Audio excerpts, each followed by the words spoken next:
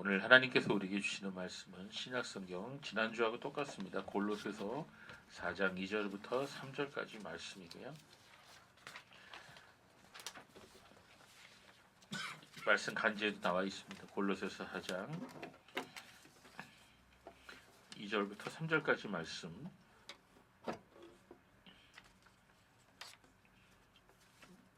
네, 우리 같이 한 목소리로 골로새 4장 2절에 3절 말씀을 같이 읽도록 하겠습니다. 시작.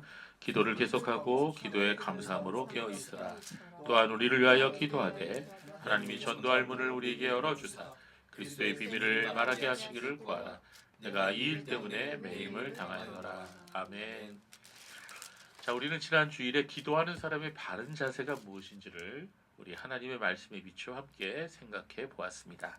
자, 기도를 뭐라 그랬죠? 영혼의 호흡이라 그랬죠. 그래서 우리가 숨을 쉬지 않고는 살 수가 없고, 또 숨을 쉴 때는 한꺼번에 뭐 하나 왔다가 한꺼번에 쉬는 게 아니고 매 순간 숨을 쉬어야 하는 것처럼 우리가 기도도 또한 우리가 끊어지지 않고 매일매일 우리가 해야 된다고 말씀드렸습니다. 그래서 우리가 성경을 신구약 성경을 쭉 읽다 보면은 믿음의 사람들이 나오죠. 그 믿음의 사람들은 다 동일한 공통점이 있었습니다. 그건 다 기도의 사람들이었다는 거죠.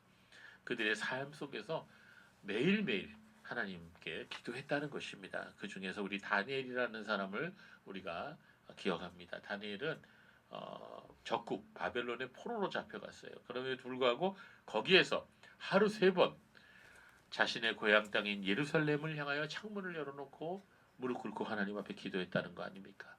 네, 바로 이와 같은 기도하는 사람이 진짜 신앙인이라는 거죠. 그러니까 여러분, 내가 진짜 신앙인인가 아닌가 뭘 보면 알 수 있어요? 내가 지금 매일 하나님 앞에 기도하느냐 안 하느냐. 물론 하루 이틀 안 할 수 있죠. 그러나 나 기도해야 되지. 이렇게 생각하는 거, 그게 이제 신앙인의 모습이죠.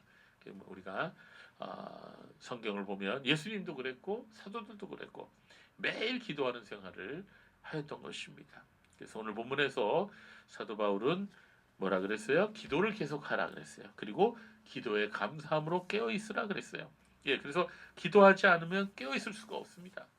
우리 신앙이 왜 병들어 있게 되느냐? 왜 우리 신앙이 잠자게 되느냐? 기도 안 하기 때문이에요. 그래서 여러분, 기도에 깨어 있으라 이렇게 사도 바울은 얘기했던 것입니다. 자, 지난주에 말씀을 잠깐 우리 복습해 보죠. 기도하는 것과 말씀 있는 것은 병행돼야 된다. 이렇게 말씀드렸죠. 그래서 어떤 사람은 기도만 하고 말씀을 안 읽고 또 다른 사람은 말씀을 읽는데 기도 안 한다. 이 두 가지가 다 정상이 아니라 기도하는 것과 말씀 있는 것은 그 어느 하나도 소홀히 되어서는 안 된다. 이런 말씀드렸습니다. 그리고 또 뭐라고 말씀드렸죠? 기도하는 것은 자기 자랑이나 자기 의가 될 수가 없다. 이 말씀드렸죠. 사람들에게 보여주기 위해서 하는 기도는 그건 기도가 아니다. 기도는 오직 은밀한 중에 계시는 하나님께 드리는 것이다. 그렇게 말씀드렸습니다. 그리고 또 중보기도에 대해서 말씀드렸죠. 여러분, 중보기도라는 단어는 오직 예수님께만 해당된다 그랬죠. 그래서 중보자, 중보기도 이건 다 예수님을 가리키고 예수님을 지칭하는 그런 단어들이에요. 우리가 다른 사람들이나 나라와 민족을 위해서 또 우리 친구를 위해서 이웃을 위해서 우리가 기도할 때는 중보기도라는 단어를 사용하면 안 되고 도고라는 단어를 사용해야 된다. 예, 다른 사람을 위하는 기도다 이렇게 말씀드렸습니다. 자, 오늘날 많은 거짓 교사들이 하나님의 말씀에서 벗어나서 자신들의 생각대로 기도에 대한 어긋난 가르침을 만들어서 사람들에게 전하고 있습니다. 그 중에서 하나님의 음성을 들어야 한다느니, 듣는 기도를 해야 한다느니, 또는 관상 기도를 해야 한다느니 하는 이런 헛소리를 하는 자들이 많이 지금 있습니다. 그것도 대형교회의 아주 유명한 목사님들이 그런 소리를 하고 있어요. 그러니 수많은 거짓 교사들이 일어나서 너도 나도 이러한 불건전한 가르침을 마치 진리인 양 전파하고 있는 것입니다. 조심해야 돼요. 우리가 유튜브를 보더라도 아무거나 우리가 받아들여서는 아니 되는 것입니다. 제가 3년 전에 이런 제목의 설교를 여러분에게 드린 적이 있어요. 하나님의 뜻을 알고 싶은 건가? 아니면 하나님의 뜻을 행하고 싶은 건가? 혹시 기억나시는지 모르겠지만 제가 그 설교를 하면서 한 가지 재미있는 이야기를 말씀드린 적이 있죠. 즉 벼랑 끝에 떨어지다가 나무까지 걸린 사람 이야기 혹시 기억나세요? 예, 기억나시는 분도 있을 수 있는데 자 오늘 다시 한번 이 얘기를 들려드릴게요. 어떤 교회 다니던 박모 집사라는 분이 여기 박 집사님 아무도 안 계시죠? 그래서 박 집사를 선택했어요. 자 이분이 주일날 교회를 하루 한 주 안 가고 등산을 갔어요. 아 주일날 하루쯤 뭐 예배 안 드린다고 해서 무슨 일이 있을까 하고 생각하면서 산길을 걷고 있었는데 그만 길을 잃고 헤매다가 발을 헛디뎌서 굴러떨어지다가 절벽 아래로 떨어졌어요. 아이고 근데 불행 중 다행인지 떨어지다가 금방 나무까지 걸려갖고는 그 나무까지를 손으로 붙잡고 대롱대롱 뭐 매달려 있게 되었습니다. 자, 박 집사님 매달려서 생각했어요. 아, 오늘 교회 빼먹고 등산 와서 이런 벌을 받나 보다. 뭐 이런 생각을 했습니다. 그러자 위에서 음성이 들렸어요. 박 집사야, 그랬어요. 깜짝 놀라서 누구십니까? 그래 물어봤어요. 나는 내가 믿는 하나님이다. 이렇게 소리가 들렸습니다. 그래서 박 집사님은 하나님 제발 살려주세요 하고 간절히 구했습니다. 그러자 또 이런 음성이 들렸습니다. 내가 하는 말을 순종한다면 내가 너를 구해주겠다. 네 하나님 무슨 말씀이든지 하십시오. 제가 순종하겠습니다. 그러냐? 하나님 말씀하십니다. 그럼 내가 지금 잡고 있는 그 나무까지 붙잡고 있는 그 손을 놓아라. 얘 뭐라고요? 내가 나를 믿는다면 그 손을 놓아라. 그랬어요.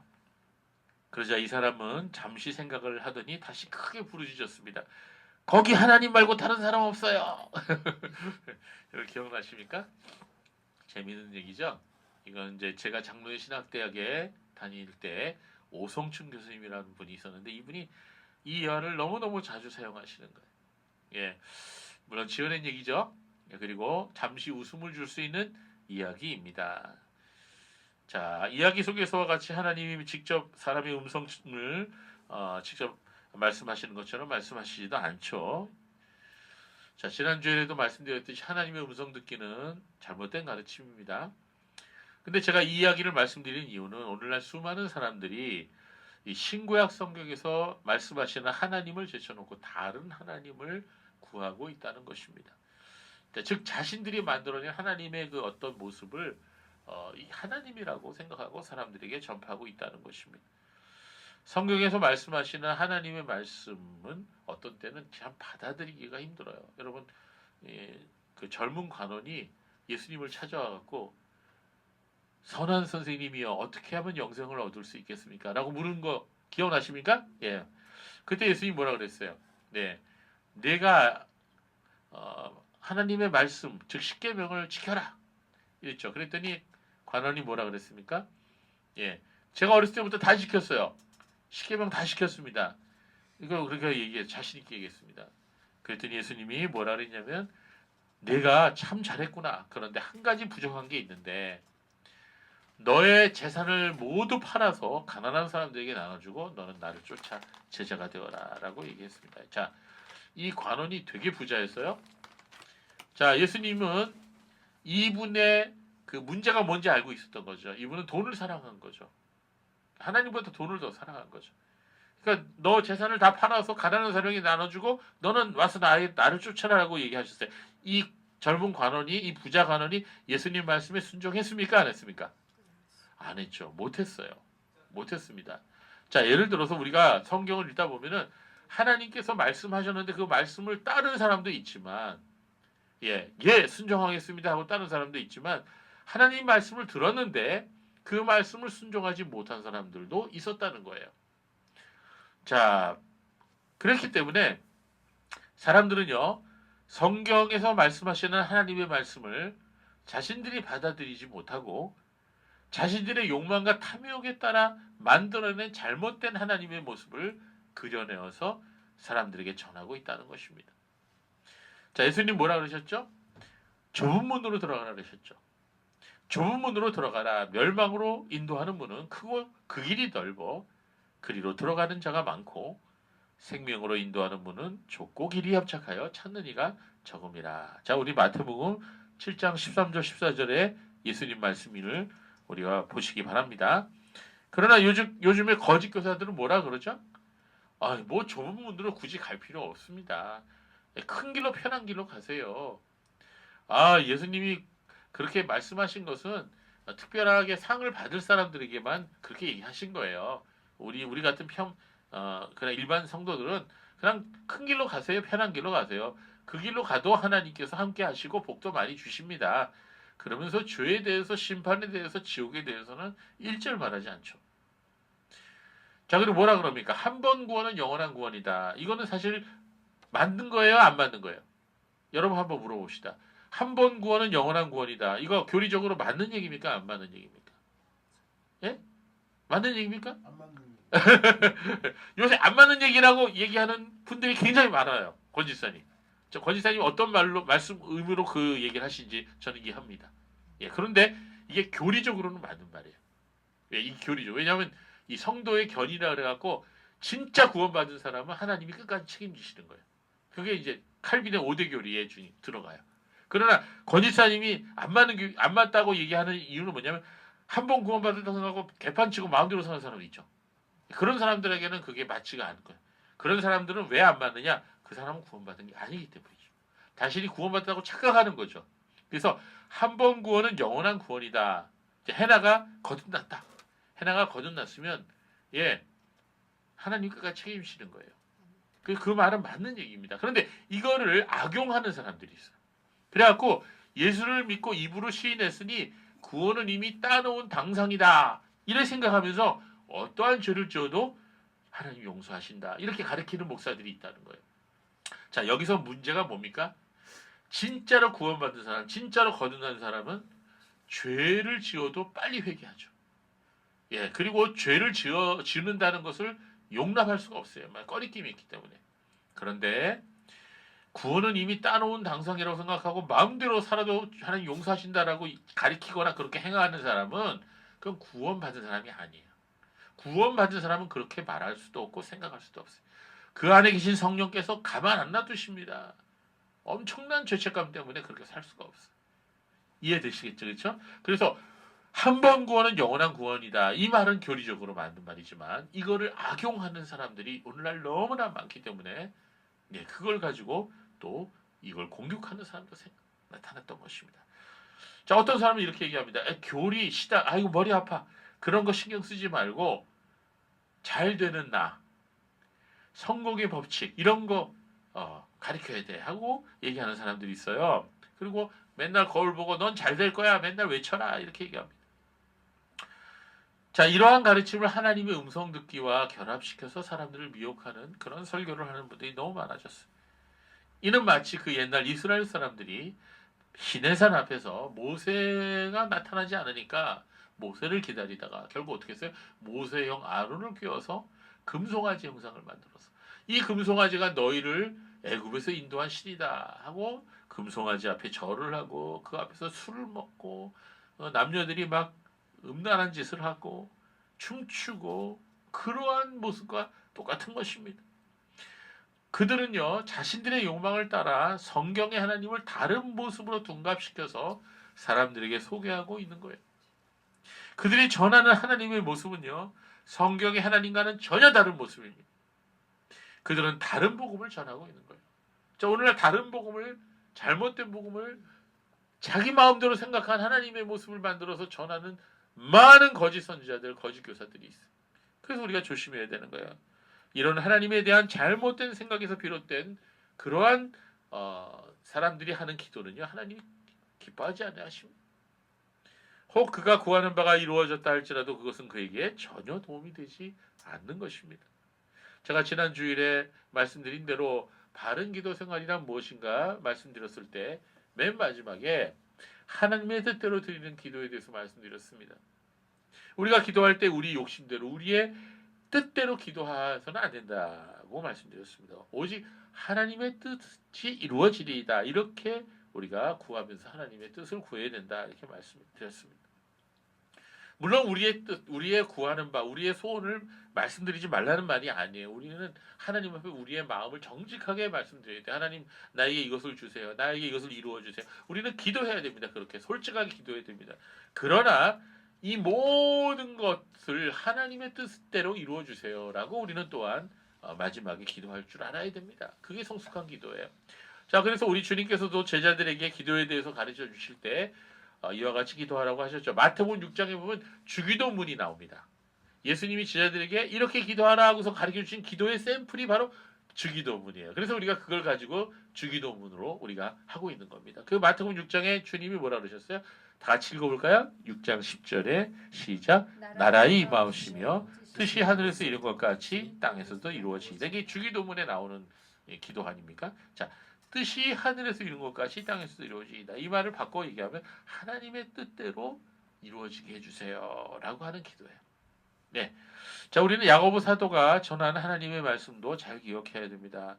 너희가 얻지 못하면 구하지 아니하며 구하여도 받지 못하면 정욕으로 쓰려고 잘못 구함이니라. 자, 야고보서 4장 1절에 3절 말씀 우리 같이 읽어볼까요? 굉장히 중요한 말씀입니다. 시작.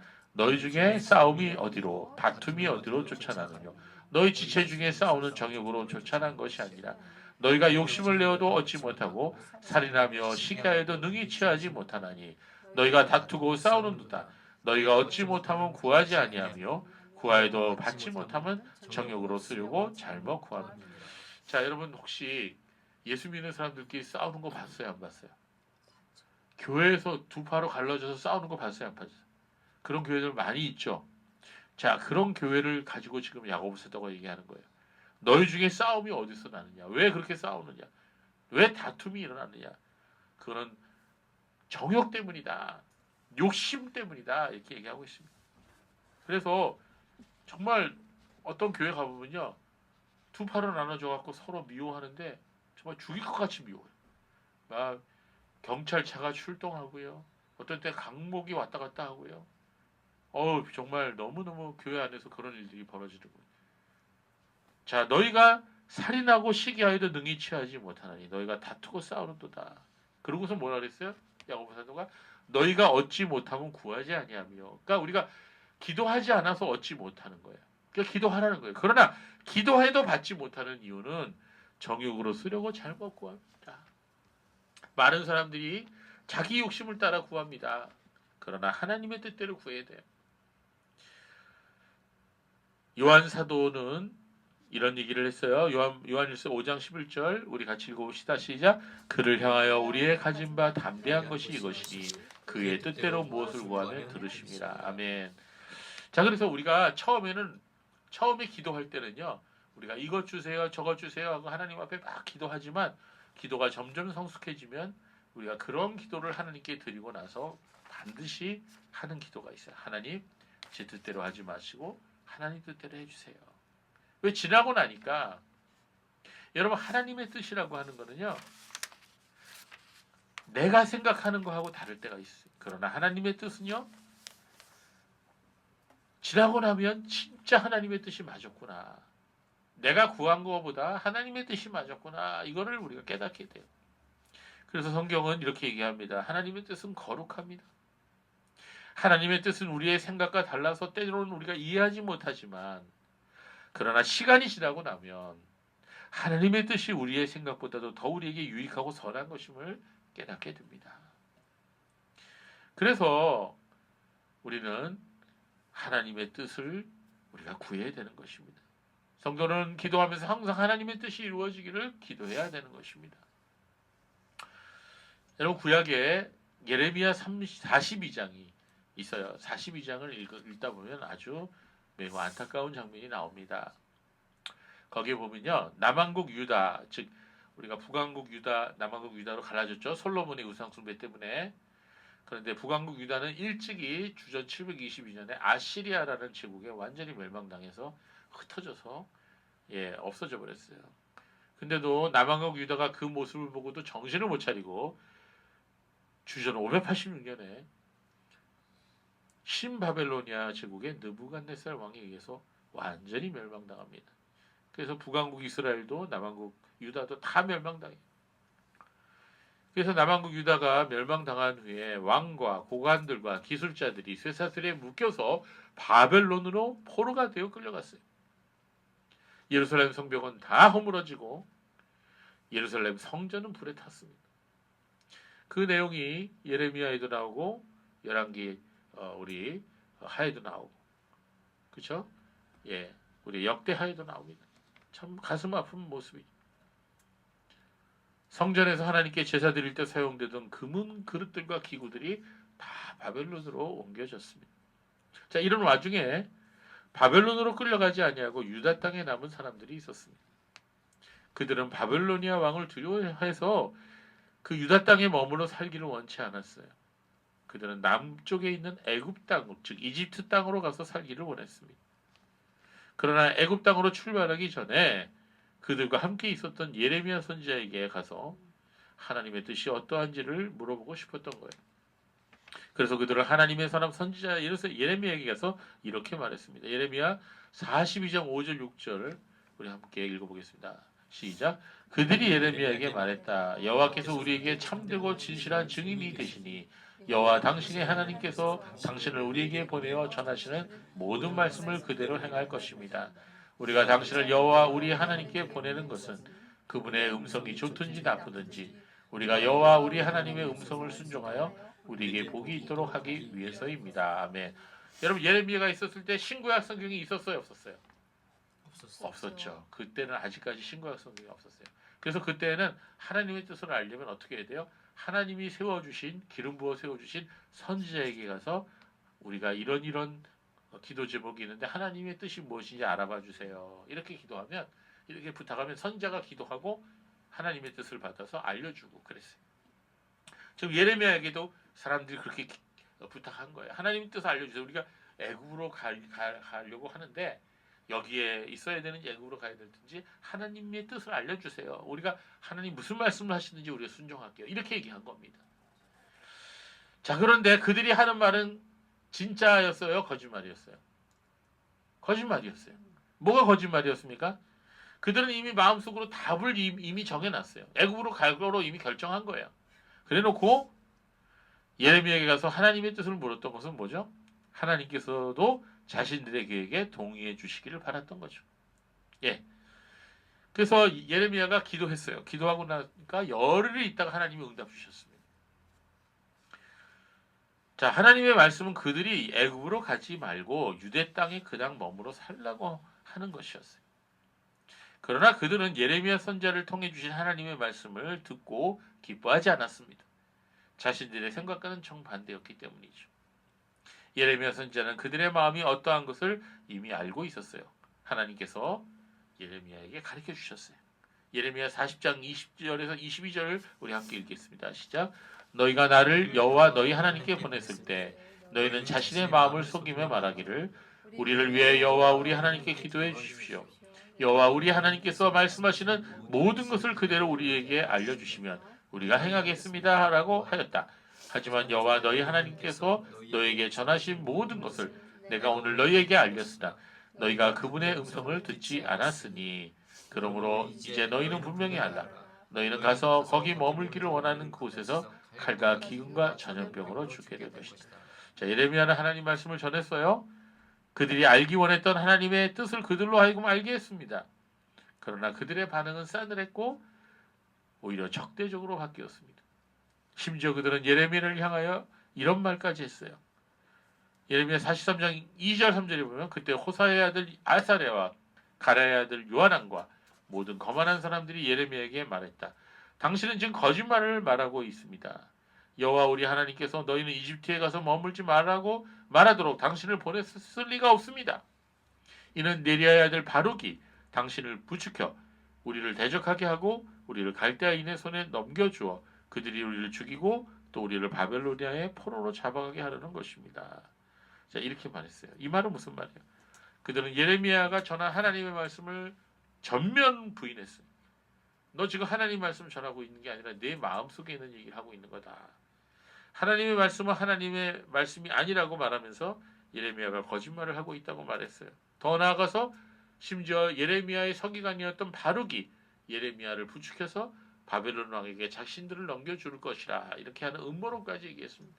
자, 아까는 뭐라 그랬어요? 기도 부탁할 때는 무슨 말씀을 하시는지 우리가 순종할게요.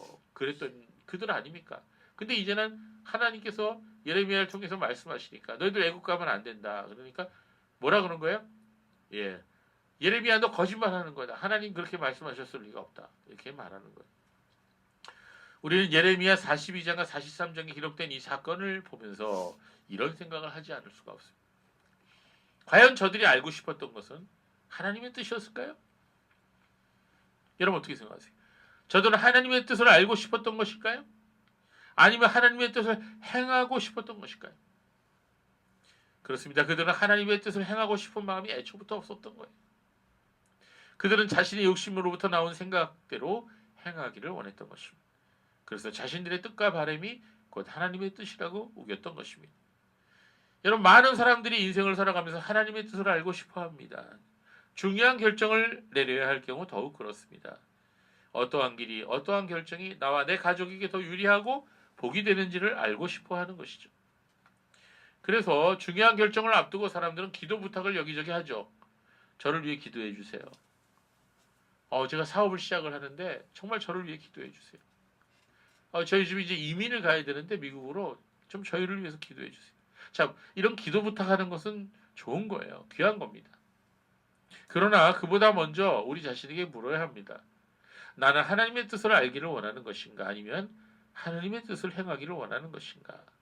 만약 우리가 하나님의 뜻을 행하려는 마음이 없다면 비록 하나님의 뜻을 알게 되더라도 그 뜻이 내 생각과 다를 경우 순종하지 않게 될 것입니다. 성도 여러분, 하나님의 뜻은 이미 신구약 성경에 이미 다 나와 있어요. 그래서 하나님의 뜻을 아는 것은 그리 어려운 일이 아닙니다. 어떤 분이 목사님에게 이렇게 얘기했어요. 목사님, 저를 위해 기도해 주세요. 이렇게 부탁을 했습니다. 조금 있다가 전도사님이 지나가니까 전도사님 붙들고 전도사님, 저를 위해서 이렇게 기도해 주세요. 그분은 교회 이분 저분을 찾아가서 자기를 위해 기도한다는 부탁을 했습니다. 어떠세요? 믿음 좋은 분 같지 않습니까? 그런데 그 사람은 자신의 삶 속에서 하나님께서 기뻐하시지 않은 죄를 지금 범하고 있어요. 남편이 있는 다른 여성교와 불륜의 관계에 있는 거예요. 자, 그렇다면 그 사람의 기도 부탁은 무엇을 의미하는 겁니까? 그런 경우 그 사람을 향하신 하나님의 뜻은 무엇입니까? 그렇습니다. 그 자신의 죄에서 떠나는 게 하나님 뜻이에요. 기도 부탁을 하기 전에 먼저 자기의 죄를 청산해야 되는 거죠. 자, 많은 사람들이 오늘날 교회를 다니면서 이런 식으로 신앙생활을 하고 있다는 거예요. 자신의 문제, 자신의 죄를 버리지 않고 자신의 행위를 고치지 않고 그리고 단지 복을 받기만을 원한다는 거예요. 무슨 말씀인지 이해하시겠어요? 여러분, 하나님의 뜻은 뭐죠? 하나님의 뜻은 우리가 죄로부터 떠나는 거예요.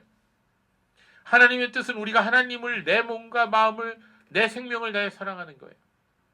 하나님의 뜻은 우리가 내 이웃을 내 몸과 같이 사랑하는 거예요. 우리가 하나님의 뜻을 행하기를 원치 않으면서 하나님께서 우리의 뜻대로 행하시기를 원한다면 이거 뭔가 순서가 바뀌어도 크게 바뀐 게 아닙니까? 우리가 우리의 죄 문제를 해결하지 않은 채 하나님의 복을 받기를 원하는 것은 뭔가 크게 잘못된 것이 아닙니까?